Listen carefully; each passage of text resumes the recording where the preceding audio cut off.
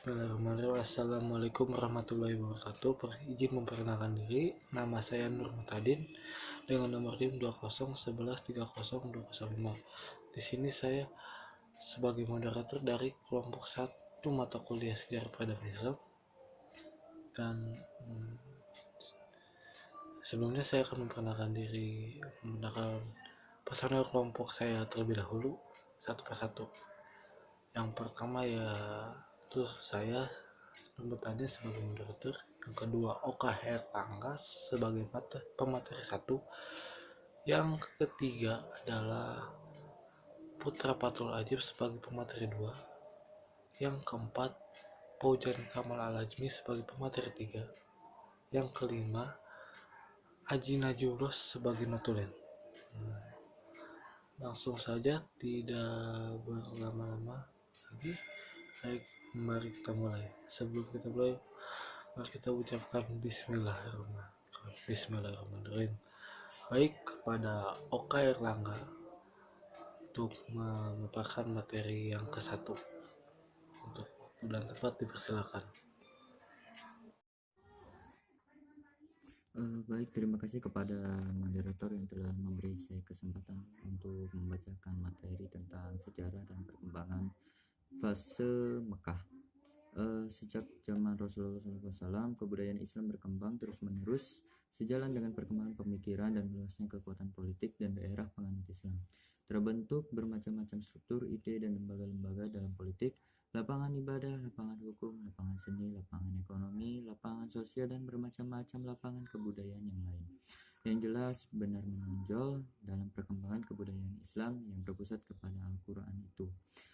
Kedinamisannya menyerbu keluar dan keterbelakangan kebudayaan bangsa Arab yang hidup terpencil di gurun-gurun pasir yang tandus dan keluasan berpikir yang mendorongnya.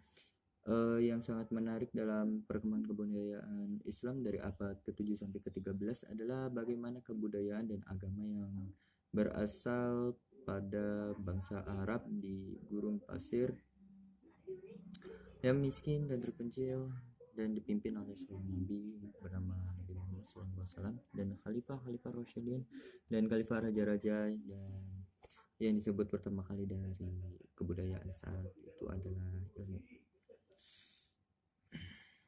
Sejarah peradaban Islam di masa Nabi Muhammad SAW banyak melewati rintangan-rintangan dan penganiayaan di luar batas manusia. Namun demikian orang Muslim selalu bersabar dan istiqomah di jalannya. Begitu juga dengan Nabi Muhammad SAW selalu bersabar dan istiqomah dalam menyiarkan agama Islam pada periode Mekah hingga periode Madinah. Nabi Muhammad SAW bukan hanya sebagai seorang rasul yang diutus untuk menyebarkan agama Islam, melainkan juga sebagai pemimpin negara yang pandai dalam berpolitik, sebagai seorang panglima perang, serta seorang administrator yang cakap. Hanya dalam kurun waktu singkat, Rasulullah menaklukkan seluruh jazirah Arab.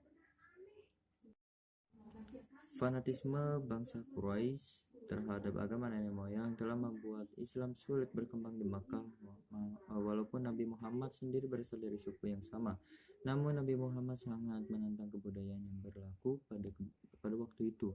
Beliau sering menghabiskan waktu di Gua Hiro untuk berdoa dan merenung tentang ciptaan Allah Subhanahu wa Ta'ala.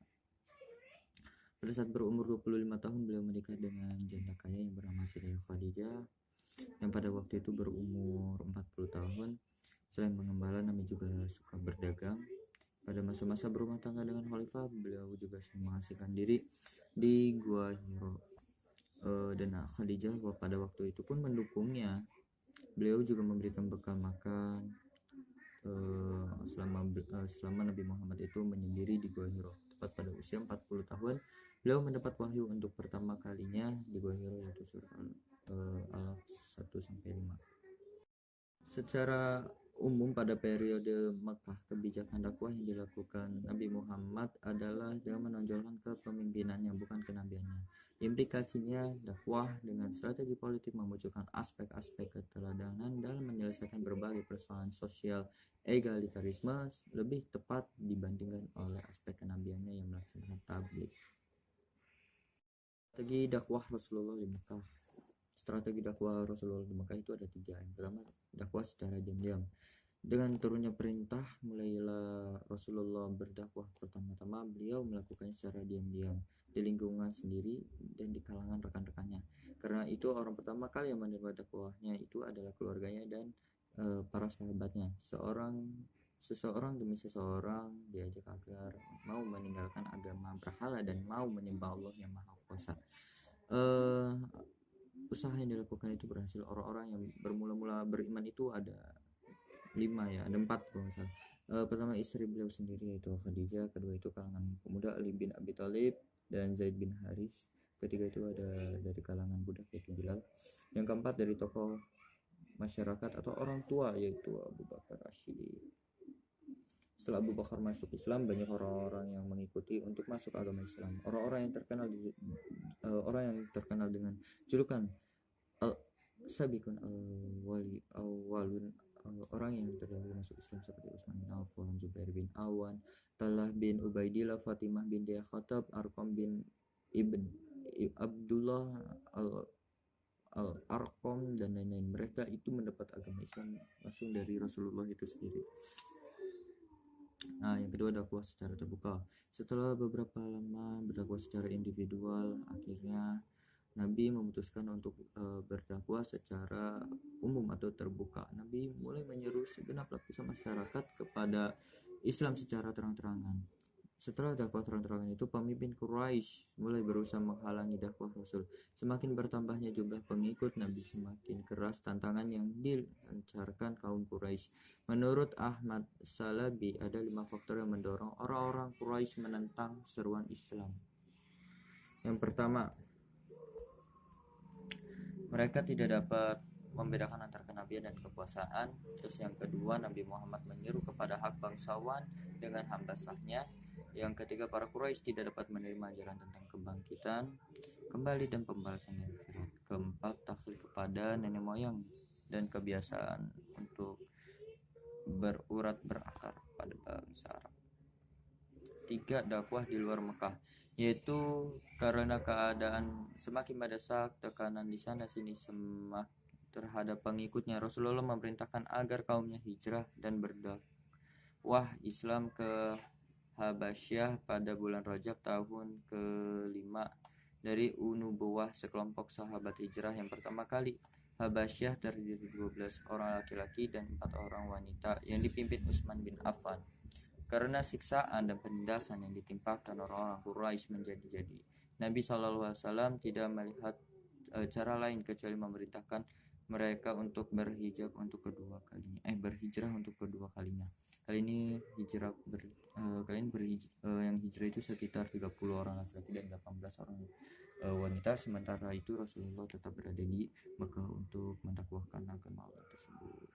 Penduduk Mekah dalam beberapa waktu sampailah Islam ke penjuru Jazirah Arab hingga ke Madinah. Islam di Madinah disambut baik oleh penduduk. Dakwah berhasil di bumi Yastrib. Semua ketentuan Allah membuat Islam semakin bercahaya dan bersinar. Sekian, terima kasih. Baik, terima kasih atas Kak Erlangga yang telah memaparkan materi yang ke-1.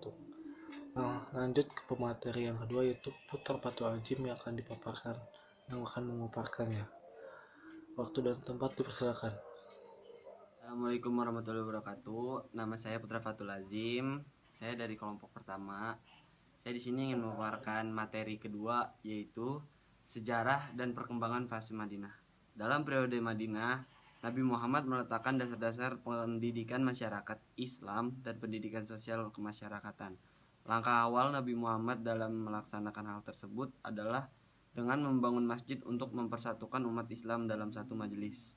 Lalu mempersatukan dan mempersaudarakan kaum Ansor dan kaum Muhajirin, kemudian mengadakan perjanjian saling membantu sesama kaum muslimin maupun non-muslimin, meletakkan dasar-dasar politik, ekonomi, dan sosial untuk masyarakat baru. Dalam periode ini terdapat 3 kejadian, yaitu pertentangan antara kaum Yahudi dan muslimin, perjanjian Hubaidiyah, dan peristiwa Fatu Makkah. Pertama yaitu pertentangan antara kaum Yahudi dan muslimin. Kaum Yahudi ingkar janji ketika terjadi perang Badar. bukti pengingkaran kaum Yahudi selain pada saat perang Badar, yakni pada perang Uhud. Pengkhianatan kaum Yahudi yang lain yaitu dengan bergabung dengan orang-orang kafir untuk menyerang Madinah. Usaha pengepungan kota Madinah tidak berhasil dan pengkhianat tersebut dijatuhi hukum mati. Lalu peristiwa Fatu Makkah, perjanjian Hudaybiyah sudah berlangsung selama 2 tahun. Karena adanya perjanjian tersebut, posisi kaum muslimin semakin kuat dan membuat orang-orang kafir merasa terpojok. Lalu mereka melanggar perjanjian tersebut secara sepihak. Kemudian setelah terjadinya pelanggaran oleh kaum Quraisy, Nabi bertolak ke Mekah. Terdapat 2 suku yang menentang Nabi Muhammad, yaitu Bani Thaqif dan Bani Hawazin. Kedua suku tersebut menuntut atas penghancuran benda-benda yang dihancurkan Nabi Muhammad dan umat Islam pada waktu Mekah diserbu. Aliran-aliran utama yang ada sejak dahulu sampai sekarang meliputi sebagai berikut. A. Aliran materialisme. Aliran materialisme mengajarkan bahwa hakikat kesemestaan tersebut makhluk hidup dan manusia ialah materi. Semua realitas itu ditentukan oleh materi dan terkait pada hukum alam, yaitu hukum sebab akibat hukum kausalitas yang bersifat objektif. B. Aliran idealisme atau spiritualisme. Aliran idealisme atau spiritualisme mengajarkan bahwa ide atau spirit manusia yang menentukan hidup dan pengertian manusia. Subjek manusia sadar atas realita dirinya dan semestaan.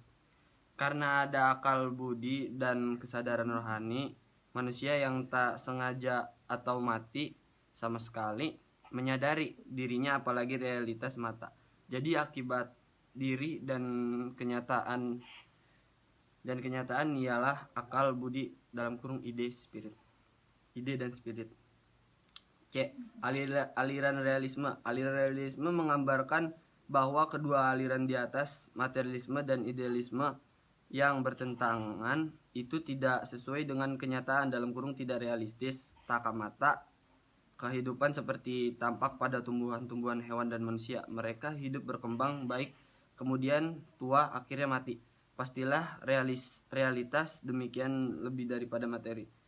Karena realita itu adalah panduan benda materi dan jasmaniah dengan non materi spiritual, jiwa dan rohaniah. Khusus pada manusia tampak dalam gejala daya pikir, cipta dan budi. Jadi realisme merupakan sintesis antara jasmaniah, rohaniah, materiah dan non materi. Selanjutnya yang kedua, strategi dakwah Rasulullah Madinah. Strategi dakwah Rasulullah Shallallahu Alaihi Wasallam, dampak perubahan peradaban yang paling signifikan pada masa Rasulullah adalah perubahan tatanan sosial. Suatu perubahan mendasar dari masa amoral menuju moralitas yang beradab. Dalam tulisan Ahmad Al-Husairi diuraikan bahwa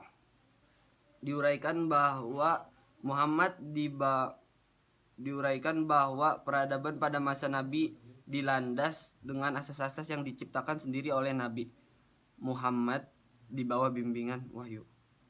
Di antara dampak positif adalah dengan membangun masjid yang dikenal dengan Masjid Nabawi. Pembangunan masjid ini merupakan bagian dari strategi dakwah pertama yang dilakukan oleh Rasulullah SAW untuk melebarkan sayap Islam, karena masjid memiliki peranan penting dalam sejarah Islam di samping sebagai tempat untuk beribadah. Masjid juga merupakan madrasah yang menghasilkan pimpinan muslim yang berkompeten serta menjadi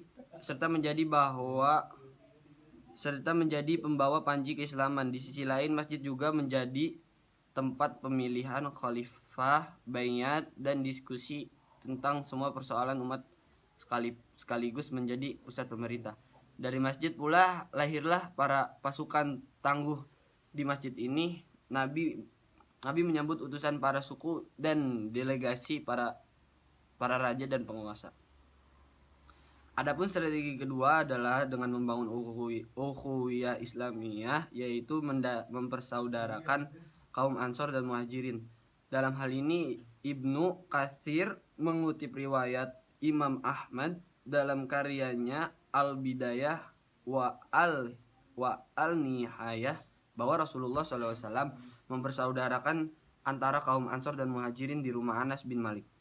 Kaum Ansor dengan lapang dada membantu kaum Muhajirin dalam hal apapun seperti tempat tinggal, bahkan harta benda sekalipun. Persaudaraan ini kemudian mampu menghilangkan sekat kesukuan dan saling tolong-menolong terhadap sesama. Kemudian kaum Ansor mensedekahkan rumah yang mereka, bahkan istri mereka yang diceraikan untuk dinikahkan dengan kaum Muhajirin. Ansor yang terdiri dari suku Aus dan Kharaj saling bermusuhan. Ukhuwah yang berasaskan iman di bawah risalah Nabi Muhammad SAW telah melunakkan hati mereka. Keberhasilan Rasulullah SAW dalam mempersaudarakan kaum Muhajirin dan Ansor berasaskan iman tidak lepas dari kecerdasan beliau dalam melenyapkan ikatan kesukuan. Adapun eksistensi kabilah sebagai bagian dari sunnatullah dan fitrah penciptaan manusia tetap ada dan tidak dihapus. Yang dihapus oleh Nabi Muhammad SAW adalah paham kesukuan yang sempit dan picik serta primordialisme, ta'assub jahiliyah yang mengklaim sukunya paling unggul, super mulia, paling baik dan berkualitas. Dari sinilah Nabi Muhammad SAW membangun masyarakat Islam yang dijiwai oleh semangat ukhuwah Islamiyah, egalitarisme di atas fondasi iman dan akidah Islam. Sekian dari saya materi kedua. Wassalamualaikum warahmatullahi wabarakatuh. Oke, terima kasih kepada Putra Fatul Azim yang telah memaparkan materi yang kedua. Lanjut ke materi yang terakhir, yaitu Hujan Kamal Al-Ajmi. Dipersilakan. Baik, terima kasih kepada moderator yang telah memberikan saya waktu untuk berbicara atau mempresentasikan hasil kerja kelompok ya. Saya dengan nama Fauzan Kamal Al-Azmi dengan nomor NIM 20113176 izin untuk mempresentasikan hasil kerja kelompok kami. Langsung saja mempersingkat waktu ya. Penyatuan suku-suku dan perdamaian di Madinah. Dengan demikian Rasulullah SAW telah berhasil menyatukan kebinekaan dalam kehidupan sosial masyarakat Madinah kala itu. Bukan hanya menyatukan, tetapi Rasulullah SAW juga mampu melenyapkan paham primordialisme kesukuan di antara Muslim, baik dari suku Aus, Khazraj, dan suku-suku lainnya dari Muhajirin. Pada akhirnya, permusuhan berubah menjadi saling tolong-menolong, saling berbagi dalam keadaan suka maupun duka, saling mengeratkan antar sesama.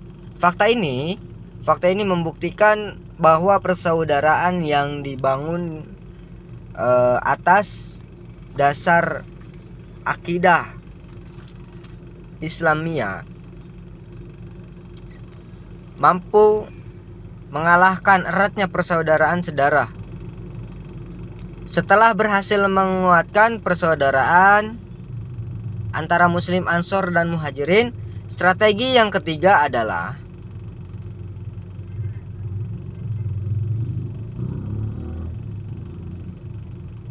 membuat perjanjian dengan non-Muslim. Penduduk Madinah di awal kedatangan Rasulullah SAW terdiri dari 3 kelompok, yaitu bangsa Arab Muslim, bangsa Arab non-Muslim, dan orang Yahudi. Untuk menyelaraskan hubungan antara 3 kelompok tersebut, Nabi mengadakan perjanjian atau kesepakatan dalam piagam yang disebut Konstitusi Madinah, yang isinya antara lain, pertama, semua kelompok yang menandatangani piagam merupakan suatu bangsa. Kedua, jika salah satu kelompok jika salah satu kelompok diserang musuh, maka kelompok lain wajib untuk membelanya. Ketiga, masing-masing kelompok tidak dibenarkan membuat perjanjian apapun dengan orang Quraisy. Lalu keempat, masing-masing kelompok bebas menjalankan agamanya tanpa campur tangan ke kelompok lain. Kelima, kewajiban penduduk Madinah, baik kaum muslimin, non-muslim maupun bangsa Yahudi, saling membantu secara moral dan material.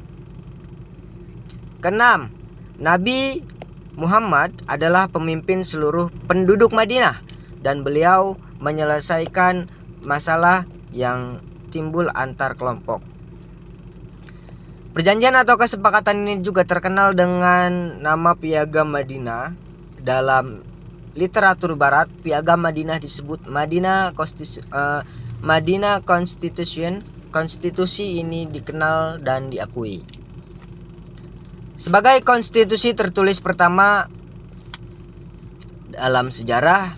Dua-dua kesepakatan yang dilakukan oleh Rasulullah SAW dengan mereka ini bertujuan agar terjaminnya sebuah keamanan dan kedamaian, juga untuk melahirkan sebuah suasana harmonis dan kondusif, saling membantu dan toleransi di antara golongan tersebut, hingga terciptalah negara yang jauh dari permusuhan antar golongan.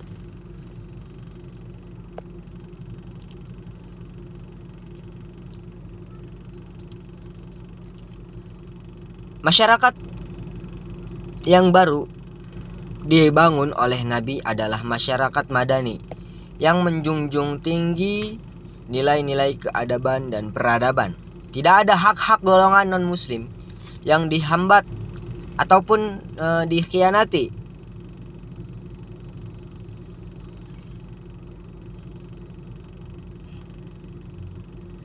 Nabi justru menerapkan dan melaksanakan prinsip keadilan bagi warga Madinah, baik muslim maupun non-muslim. Pendirian negara Islam Madinah dan pembentukan masyarakat di Madinah, inilah yang menjadi modal dasar bagi penataan kehidupan keagamaan dan penyiaran Islam di masa-masa selanjutnya. Piagam Madinah ini semestinya menjadi contoh bagi semua umat manusia, terutama bagi para pemimpin di negara manapun, agar saling toleransi tanpa memusuhi, saling menghormati tanpa membenci, saling menyayangi bukan mencaci, hingga tercipta negara yang penuh kedamaian, kerukunan antar semua rakyatnya. Setelah tatanan masyarakat Madinah terwujud, maka strategi selanjutnya adalah meletakkan dasar-dasar politik, ekonomi, dan sosial. Rasulullah SAW segera menentukan dasar-dasar yang kuat bagi pertumbuhan, pembinaan, dan pengembangan masyarakat yang baru itu. Pada periode ini, wahyu yang diturunkan oleh Allah Subhanahu wa taala kepada Nabi Muhammad ditunjukkan untuk pembinaan hukum. Kemudian Beliau melaksanakan serta memberikan penjelasan serta contoh-contoh penerapannya secara real dalam praktek kehidupan. Mungkin itu saja dari saya. Kurang lebihnya mohon maaf apabila ada kata-kata yang salah, itu datangnya dari diri saya sendiri, dan apabila ada kata-kata yang benar, itu datangnya dari Allah Subhanahu wa taala. Terima kasih. Kurang lebihnya mohon maaf. Assalamualaikum warahmatullahi wabarakatuh. Terima kasih atas Putra Fatul Azim yang telah memaparkan materi yang terakhir. Dan untuk kesimpulan akan dipaparkan oleh Haji Najibullah sebagai notulen. Untuk kesimpulannya mohon dipaparkan oleh mohon dipersilakan. Terima kasih kepada moderator. Kesimpulan pada pembahasan makalah kali ini itu bahwa Rasulullah SAW telah merasakan tantangan-tantangan yang sangat benar-benar, yang memang itu telah terbayarkan dengan berdirinya agama Islam sekarang ini, dan dilanjutkan dengan membangun masjid-masjid sebagai senter kegiatan yang emang menyatukan kemajemukan masyarakat itu. Nah, dahulunya masyarakat ini memanglah sangat menjunjung tinggi primordialismenya, kesukuannya. Nah, menganggap sukunya paling benar. Nah, memang pada zaman dahulu masyarakat itu yang memang mereka mengaku dirinya sebagai Tuhan, dan mereka tidak kenal salah dan sangat menjunjung tinggi yang namanya ras, seperti contoh ras kulit putih, hitam, dan lain sebagainya, pendek, tinggi, dan lain sebagainya. Nah, Rasulullah SAW menjadikan Madinah sebagai ladang perjuangan yang baru, sebagai awal mula tonggak peradaban Islam. Nah, jadi awal mula tonggak agama Islam itu berada di kota Madinah. Seperti itu. Terima kasih. Sekian dari saya. Oke, terima kasih pada Haji Najibullah sebagai notulen telah memaparkan kesimpulan dari materi kita dari kelompok 1. Serangkaian mungkin itu saja dari kelompok kami. Kurang lebihnya mohon maaf. Kesalahan hanya dari kami, kebenaran hanya milik Allah. Kesalahan mungkin datang dari kami, kebenaran hanya milik Allah. Sekian, kurang lebihnya mohon maaf. Bila ada pertanyaan bisa dicantumkan di kolom komentar atau di grup WA, didiskusikan saja. Sekian, terima kasih. Wassalamualaikum warahmatullahi wabarakatuh.